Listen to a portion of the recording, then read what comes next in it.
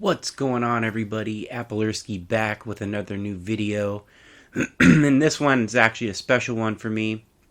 I've been waiting a long time to see the unveiling of the new Tomb Raider, which direction they were going. And in today's video, I wanted to talk about two subjects, as you can kind of see from the thumbnail. And the question is, will Lara be narrating this remake, the Legacy of Atlantis? And the other one is, I want to kind of talk about the unification process and how I see it going, and kind of what they've already put in place, because there is some things that have already kind of been done to unify the timeline. So stick around to hear my thoughts on that. And I know some of you guys that have been with me for a while probably been waiting for my thoughts on this video, so I didn't want to do the normal hype video or my thoughts or whatever. So consider that consider this my version of that. For any of you guys that are new and you like what I'm doing here, please consider subscribing.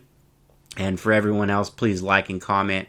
I'd like as much engagement with this topic as possible. So I was thinking of a way to kind of do a different type of video. There's thousands of videos online already about the hype train for this game. So I was thinking, and the reason I thought of this is because in the trailer for this game, the new one, the remake, Legacy of Atlantis, Lara is narrating throughout that trailer, right? So I started thinking, I wonder if they're gonna have her be narrating the game itself, which I think would be a very cool idea. And someone who's older and who's played the original since the beginning, since it originally came out. Fun fact: the first Tomb Raider game was actually what made me a PlayStation fan. That was the very first game that I got on my PS1 back in '97ish.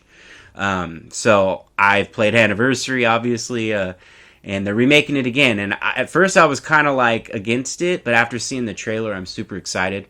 So, and again, going back to my point, I think it would be a really good idea and a different way to kind of explore the original game if she's narrating the game throughout. Now, she's already, like I said, she narrates the trailer, so I'm wondering, is that actual dialogue from the game, or did they just make that for the trailer? Another thing I thought about when thinking how cool of an idea it would be is there's a little game that came out back in the early 2000s called Prince of Persia Sands of Time. Don't know if you ever heard of it. Might want to look it up. It's also getting a remake this year too. All jokes aside, that game, the prince narrated. Fun fact, Yuri Lowenthal voiced the prince, a.k.a. Peter Parker from Insomniac Spider-Man. Just a side piece there. But he narrated that game, and I thought that was a really cool dynamic because no other game had really done that before. And it's also too, when he died and stuff, with the time rewinding mechanic, he'd be wait, that's not how it happened. Little fun things like that. So I thought that would be a cool dynamic if in Legacy of Atlantis, if she were to narrate and maybe change the story if something goes wrong or whatever. As long as they don't overdo it, to where it becomes an annoyance or repeated lines over and over, I think it'd be really cool. I also think it'd be a cool idea to have her, that's kind of how she unifies the side characters, right? Maybe she's telling the story and maybe we don't know who she's telling the story to until the very end, and it's Jonah and Sam and Zip and all these people that she knows, that her friends and people that help her on missions and stuff.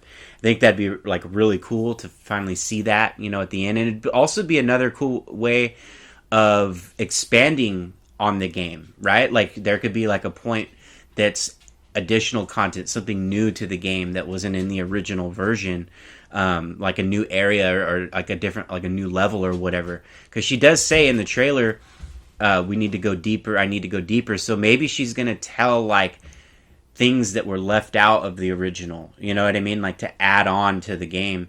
And they could be wait, we haven't heard this part of the story, and she's oh well, I've never told it, something like that would be really cool of an idea. Again, as long as it's not completely overdone.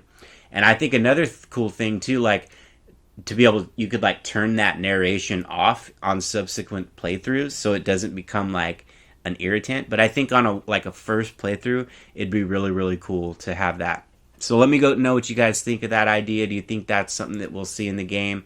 Would you like to see that in the game? I know I would. It would add, someone old like me who's played the game originally and the remake and the remaster to add something fresh to the experience.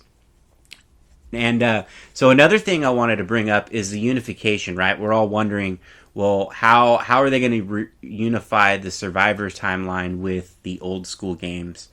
Um, the only real difference, if you really, really think about it, is the way that her parents die is really the only kind of discrepancy. Like if you think, like, because they never talk about her origin in the original timeline, like not really, like at all. Like there's like the flashback in Chronicles, and in Legend with her and her friend Amanda, which is not part of the Survivor timeline. But I think there's an easy way that they could unify that, right? Now, another thing with the unification process, and this might come off as a little bit spoilerish if you haven't watched it, but the Netflix show, it has 2 seasons.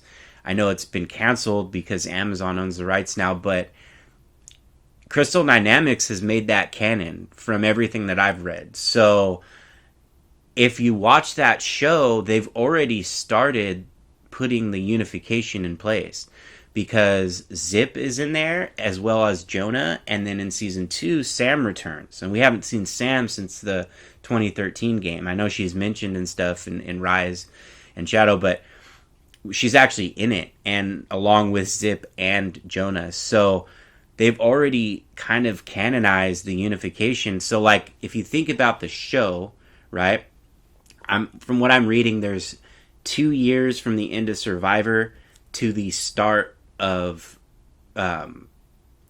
Legacy of Atlantis, right? So she's like 26 at the end of Survivor, and she's 28, I think, or 29 in the beginning of Legacy of Atlantis, which is a remake of the first game. So the show basically explores those 2 years and how she's kind of came into her own to where the version of Lara that we see in the Legacy of Atlantis, or that we will see next year in Legacy of Atlantis. So I highly suggest watching the show. It's actually really good, especially the second season. So if you haven't watched that, give it a watch. Let me know what you guys think of how they've already kind of unified the games. Another thing is, too, I kind of have a feeling they're going to do, like, don't worry, I'm going to do a whole separate video about Catalyst and what I think about that game. But I think like they're gonna maybe give this the Resident Evil treatment. Of course, it depends on how well Legacy of Atlantis is received and sells. But I think like we might get a remake between each mainline title, right? So for instance, Catalyst comes out. Well, we get Legacy of Atlantis next year, and then Catalyst comes out in 27, and then 28 maybe a remake of Tomb Raider 2. I'm all for that because I've been wanting a remake of Tomb Raider 2 for ever, like for years. So if they could pull that off, and they could pull that off like in as close to a high quality as like Capcom's done with the Resident Evil remakes, I think that would be really cool, and it would catch people up, on those old adventures, modernized, because let's face it, the remasters and everything are really good, but they're still, dated, very dated, like gameplay mechanics. And I just really like to see at least like remakes of Tomb Raider 2, Tomb Raider 3, and then specifically Angel of Darkness. I think would be a very good opportunity to kind of like right the wrongs of that game. Not to say that game's bad, it's actually a lot better than it got credit for, but either way, I'd like to see a remake of that. So either way, that's going to be it for this one. Let me know what you guys think in the comments. I really want to know your opinions on this one. Do you think a narrating idea would be good? Do you think it would not be good? Would you rather it play out kind of like the original? Well, let me know. I want to talk about it. So until the next one, that'll be all for this one. If you're new here, please, again, consider subscribing. I got a lot more content, not only on Tomb Raider, but all kinds of other games that I play. So with that being said, Catch you guys on the next video. Thanks for watching. Applersky out. What makes someone reach beyond the boundaries of human experience to face the unknown? As children, we question the world around us. We learn, we accept, and gradually we lose our capacity for wonder. But some do not. The explorers, the seekers of truth. It is these pioneers who define the future of mankind.